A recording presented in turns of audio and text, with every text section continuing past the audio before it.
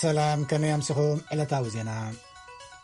قدما منستر إثيوبيا أبي أحمد من إسيات بسلاموي من قدي خقالسو مصوعتا قريبوم دكتور أبي تمالي أب كل الأوروميا كتما دنبيدلو هنصت قطران صرغيا أب زجمرلو وان أب زسمعو مدره أب زمص مرچا حزبي يخونني نزبولو بوليتيكاوي ودب نممراጽ كساتفون صاوعي تقريبولهم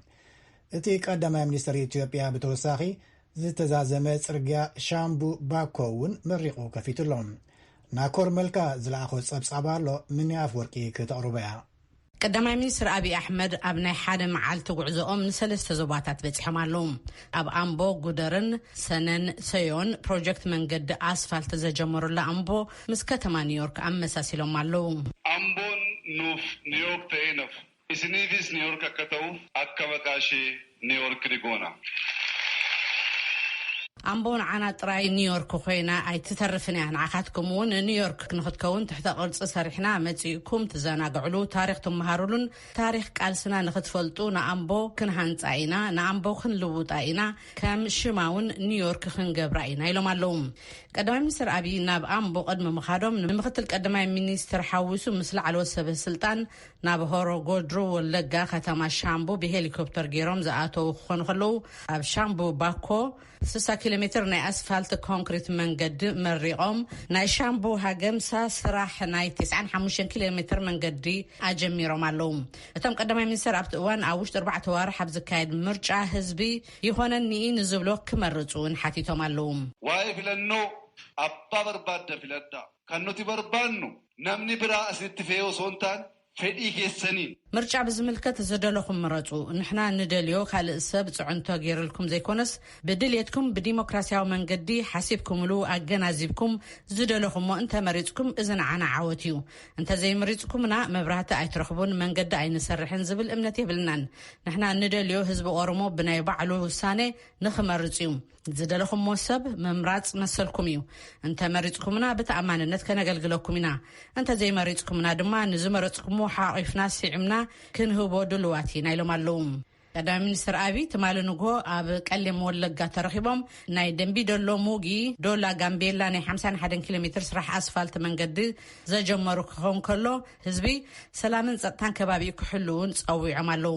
ንመንእሰያት እውን ከምዚ ዝብል መልእኽቲ ኣመሓላሊፎም ኤርጋን ደርገጎታፍ ዳምሱ በርባድ ዱኬሰት ቀብሶን ያዳ ጅራቹን ይመላ ኦሮሞን በላድ ንመንእሰያት ዘመሓላልፎ መልእኽቲ ኣብ ሞንጎና ናይ ሓሳብ ቃልሲ ክህሉ ይኽእል እዩ ህዝቢ ኦሮሞ ብዙሕ እዩ ብዙሕ ሓሳብ ከመንጩ ይኽእል እዩ ኦሮሞ ንኦሮሞ ክቃለስ ልምዓት ከይስራሕ ብምግባር ክንጉዳእ ንኽእል ኢና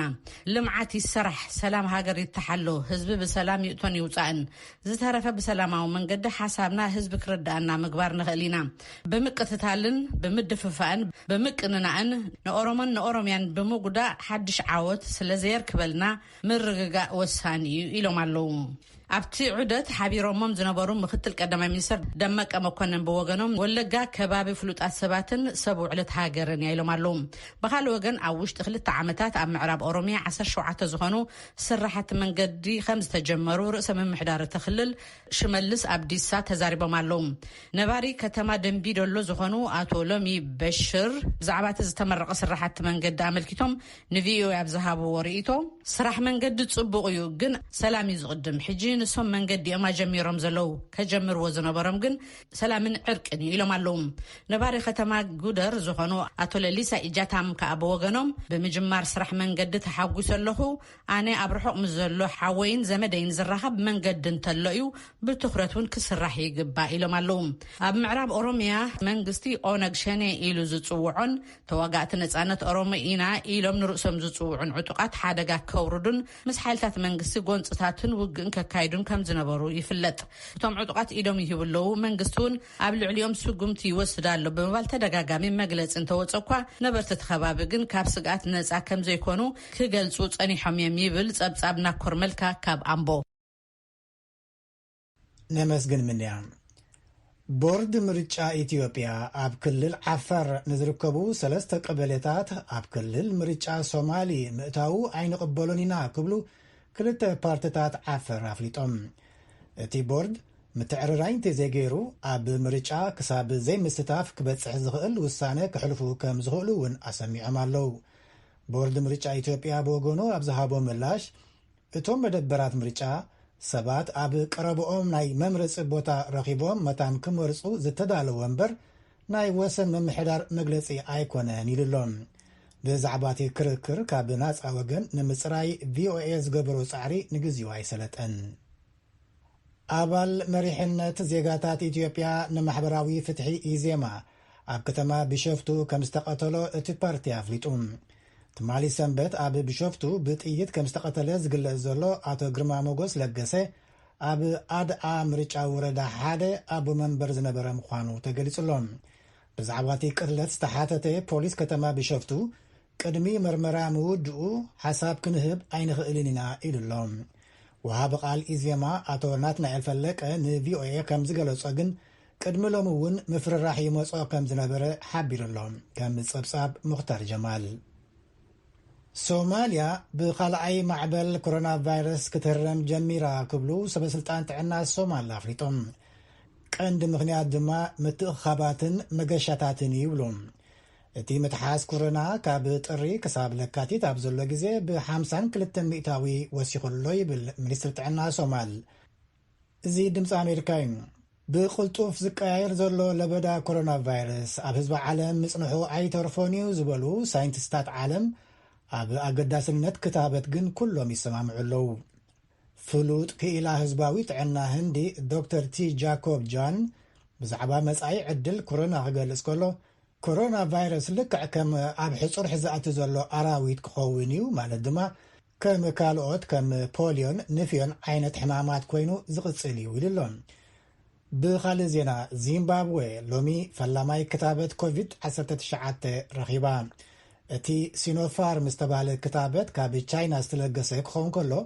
ዚምባብዌ ባዕላ ድማ ተወሳኺ 600,000 ዓቐን ክታበት ካብኡ ሸሚታላ እስራኤል ድማ ንዜጋታታ ኣብ ምኽታብ ጽቡቕ እኳ እንተገስገሰት ብገለ ናይ ሓሶት ወረታትን ኣጉል እምነታትን እቲ መስርሕ ከም ዝዛሕተለ ቀዳማይ ሚኒስትር ቤንጃሚን ነተንያሁ ተዛሪቡ እስራኤል ነቲ ጉጉይ ሓበሬታ ንምውጋእ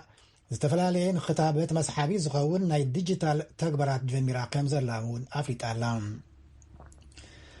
ኣብዚ ኣብ ዩናይትድ ስቴትስ ድማ ንመጀመርያ ግዜ ምትሓስ ኮቪድ ክወርድ ጀሚሩ ንመጀመርያ ግዜ ኣብ ዝወርሒ እዚ ትሕቲ 100,000 ወሪዱ ኣሎ ኣብዚ ኣብ ዩናይትድ ስቴትስ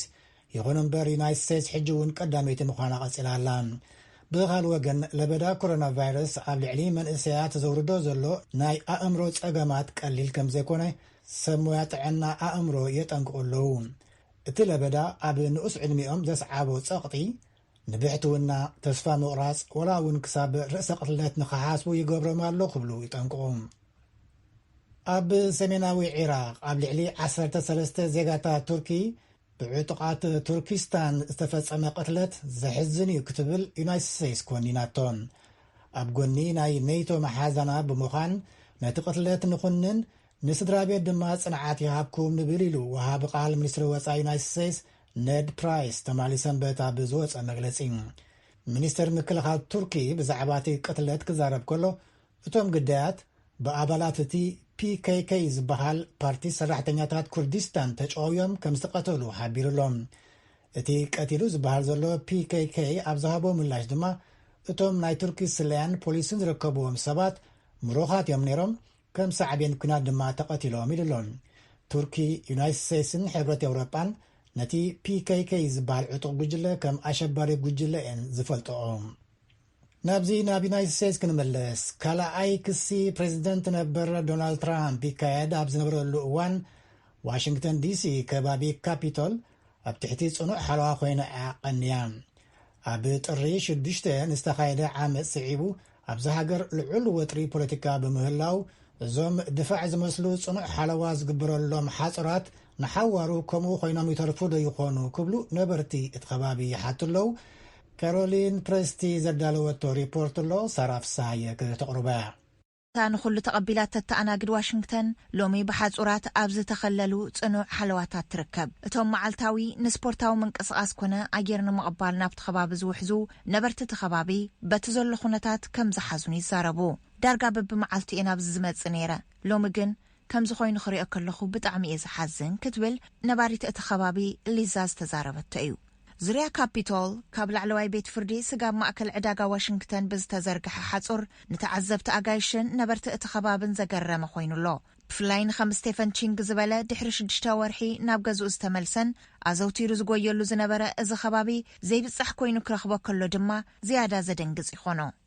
This is like the front door, the front yard of America. People always come out to the mall. እዚ ከም ናይ ገዛ ናይ ቅድሚት በር እዩ ናይ ኣሜሪካ ምልኩዕ ናይ ቅድሚት በራ ማለት እዩ ሰባት መዓልታዊ ናብ ዝማእኸል ዕዳጋ ይመጹ በዓል ሓምለ 4 ማለት መዓልቲ ናጽነት ኣብዚና ንብዕሎ በዓል ስሜት ፕሬዚዳንትታትና እውን ከምቲ ልሙድ ኣብ ዝኾይና ኢና ንከታተሎ ሎሚ እዚ ቦታ ከምዚ ተኸልኪሉን ተሓጺሩን ክሪኦ ከም ኣሜሪካዊ ኣዝየ ዝሓዝን እዮም ዝበሉ ደገ እቲ ካፒቶል ልዕሊ 2 ሜትሮ ነውሒ ብዘለዎ ጽኑዕ ሓጹር ተኸቢቢኡ ከይዲ ክሲ ዶናልድ ትራምፕ ኣብ ውሽጢ ዝሳልጥ ዝነበረ 7,000 ዝተዓጥቁ ወተሃደራት ምክልኻል ሃገር ምስ ታክቲካል መኻይኖም ኣብቲ ሓጹር ተሰሊፎም ይረኣዩ ፔንታጎን $483 ሚሊዮን ተኸፊልዎ እዩ ስጋብ መፋርቕ መጋቢት ኣብኡ ክጸንሑ ኣብ ዝሓለፈ ዓመት ሓጋይ እውን ብምኽንያት ሰልፊ ብላክ ላይቭስ ማተር ብተመሳሳሊ ብሓጹራት ዝተኸሊሉ ዝተዓጽወ ዋይት ሃውስ ስጋብ ሎሚ ምሉእ ብምሉእ ንምርኣይ ኣጸጋሚ ኮይኑ ይርከብ ድሕንነታዊ ስጋኣት መልክዕ ዋሽንግተን ክቕይሮ ከሎ ዓለም ይረአሎ ኢሎም እዮም ቅድም ክብሉ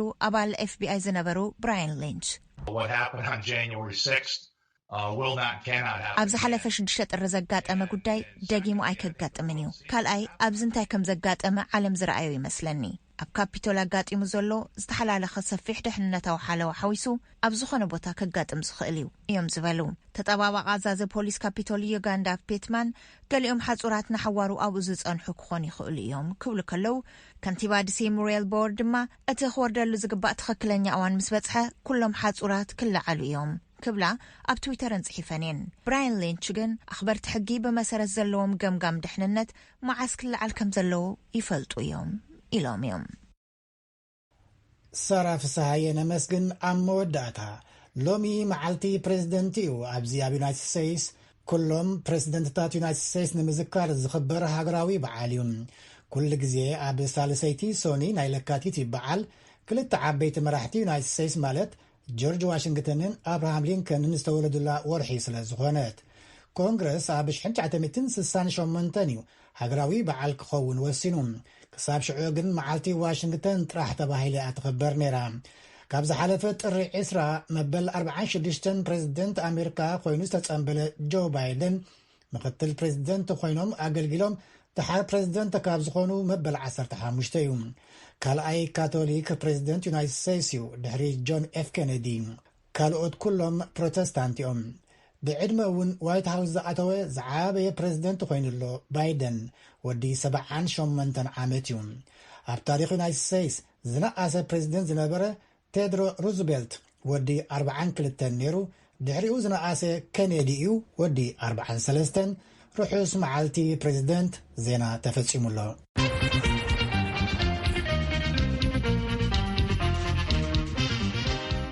ነመስግነካ ተወልደን ዜናታት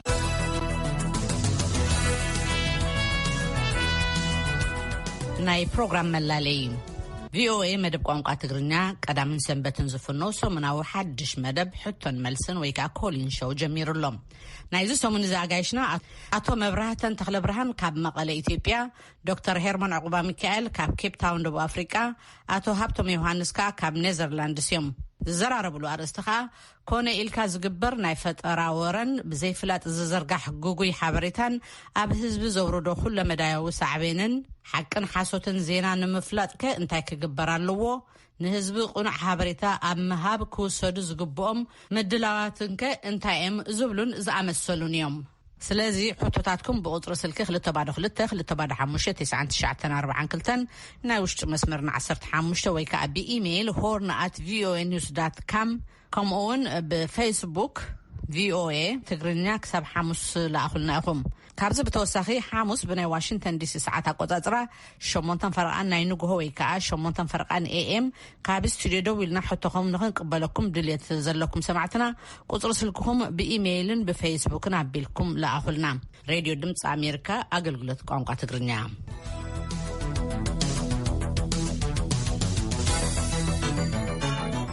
እዚ ሬድዮ ድምፂ ኣሜሪካ እዩ ንሰሙናዊ ጸብጻብ ስፖርት ናብ በትረ ስልጣን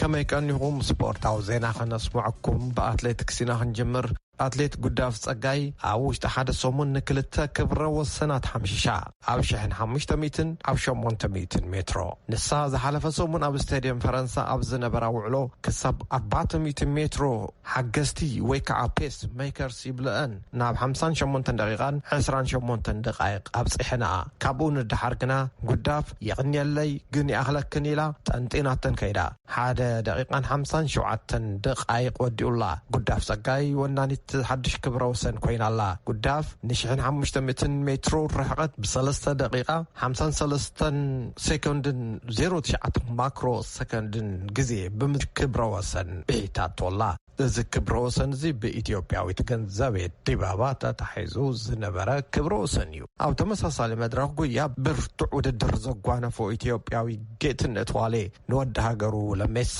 ግርማ ب0.06 ماكرو سكند قدمو بمتاو تعويتله ናብ ኩዕሶ እግሪ ክንሰግር ዓላሚ ቶተንሃም ሃትስፐር ሆዜ ሞሪኖ ንቤልን አሊን ኣብ ምጥቃም ጌጋ ውሳነ ከም ዝገበረ ተኣሚኑ ንሱ ንክልቲኦም ተሰለፍቲ ንቐፍር ኢቶታት ይህብ ጸኒሖሎ ሆዜ ሞሪኖ ናብ ዘብርክዚ ዝበጽሐ ጋንቱ በማንቸስተር ሲቲ 3-0 ድሕሪ ምስዓራ እዩ ኣብ ሰደቃ ፕሪሚየር ሊግ ታሽዓይ ደረጃ ትርከብ ቶተንሃም በአንጻሩ ንቶተንሃም 3-0 ዝቐጽዐት ማን ሲቲ ብ53 ነጥቢ ቀዳማይ ብርክላ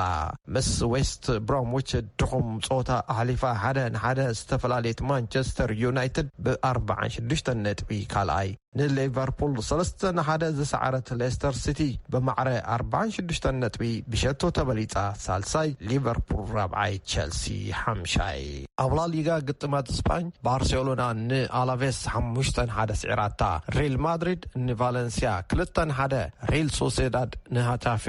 1-0 ሳላ አሌክስ አይዛክ ዘውፀራ እንኮሸቶ ሪል ሶሴዳድ አከታቲላ ክልተ ግጥማት ተዓዊታላ እዚ ውጽኢት እዚ ናብ ግጥማት ሻምፒዮንሺፕ አውሮፓ እውን መሕላፋ ንኽተረጋግጽ ሓጊዝዋሎ ጀርመናዊት ጋንታ ባየር ሙኒክ ሻምፒዮን ጽዋዕ ጋንታታት ዓለም ኮይና ንኻልኣይ ግዜ ኣብ እዋን ለበዳ ኮቪድ-19 ዝተዳለወ ጽዋዕ ዓለም ጋንታታት ብዓወት ባየር ሙኒክ ተዛዚሙሎ ባየር ሙኒክ ኣብ ውሽጢ 1 ዓመት 6 ጽዋዓት ዘልዓለት ጋንታ እውን ኮይና ኣላ ኣብ ታሪኽ ሓንቲ ጋንታ እዚ ክብሪ እዚ ብጋንታ ባርሴሎና ጥራሕ እዩ ተመዝጊቡ ነይሩ ቅድሚ 12 ዓመታት ናብቲ ናይ ለምቅነ ግጥም ጽዋዕ ዓለም ጋንታታት ክንመልሰኩም ባየር ሙኒክ ንሜክሲኮዊት ጋንታ ታይገርስ 1-0 ስዒራ እያ ናይሎም ዘበን ሻምፒዮን ኮይና ኣውሮፓዊት ሻምፒዮና ባየር ሙኒክ ኣብ ልዕሊ መጋጥምታ ኣካላውን ቴክኒካውን ብልጫን ብቕዓትን ኣርያ እያ ሜክሲኮዊት መጋጥምታውን እንትኾነት ብሕልፊ ኣብ ቀዳማይ ክፍለ ግዜ ግጥም ደሓን ነራ